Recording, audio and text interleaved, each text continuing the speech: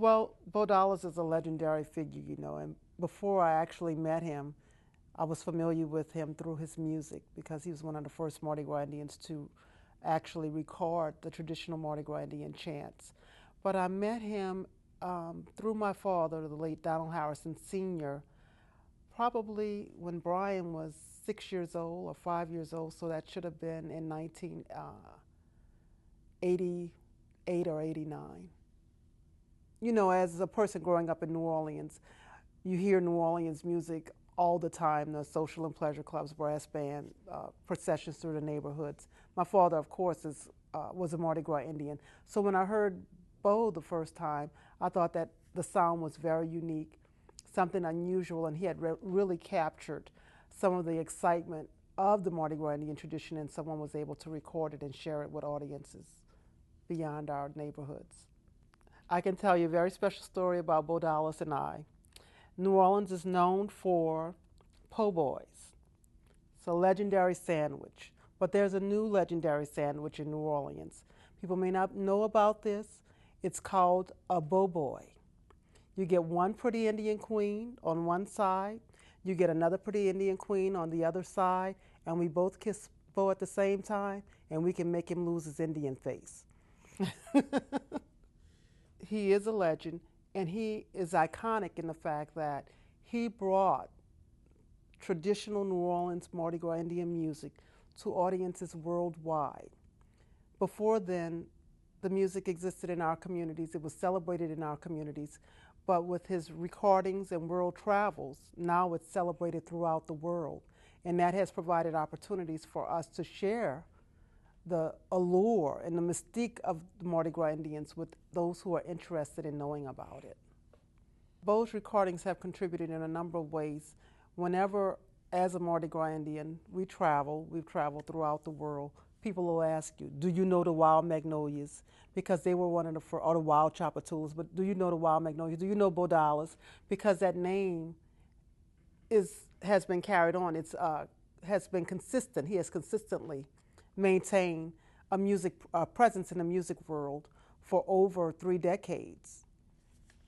I don't think the recordings that Bo has done with the band, with the R&B rhythm section, has changed the Mardi Gras tradition or the music of the tradition. What it has done is to allow for extended stage presentations. Because of course, we love singing Mardi Gras Indian songs, so we can sing Shallow Water for 20 minutes and Golden Crown for 30 minutes. We're not tired, but the audience might get tired of that. So to be able to do something that's succinct and kind of has a real beginning and a real end adds to being able to bring it to a wider audience. My father, 1 month before he passed and transitioned into being an ancestor, he passed the leadership of our group, Guardians of the Flame, to my son. And of course, as a mother, you want to protect your child and you want them, so there was a little trepidation with me with my son having that position.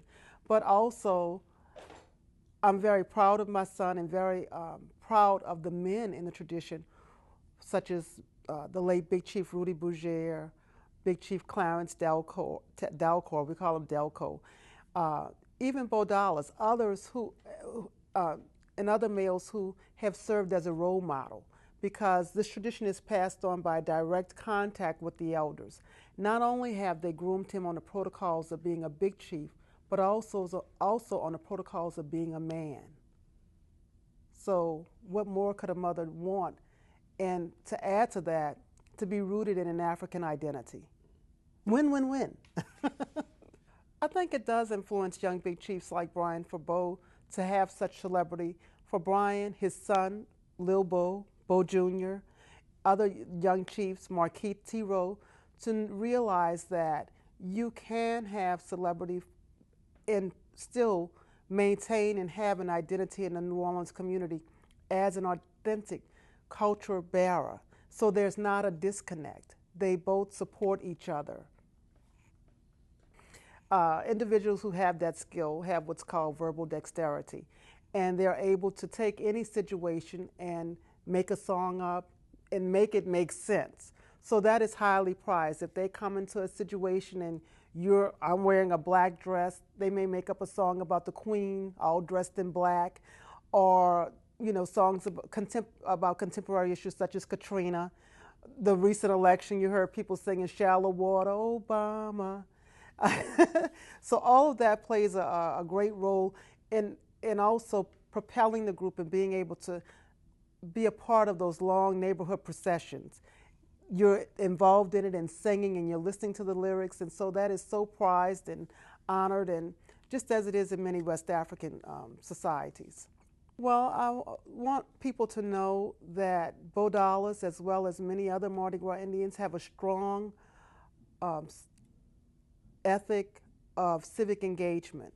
I invited Bo Dollis to the school, to Haley School, I think in 1989 or 1990, and he attended and shared his wonderful uh, singing traditions with the children, and came to perform for the children. And I think in 2004, the Mardi Gras Indian Hall of Fame honored him with a Crystal Feather Award. He was selected by other Mardi Gras Indian chiefs because they respect him as a leader in the tradition, as an elder, and as one who serves as a role model. So I think it's very important that people know that. And he has participated in other events with the Mardi Gras Indian Hall of Fame also.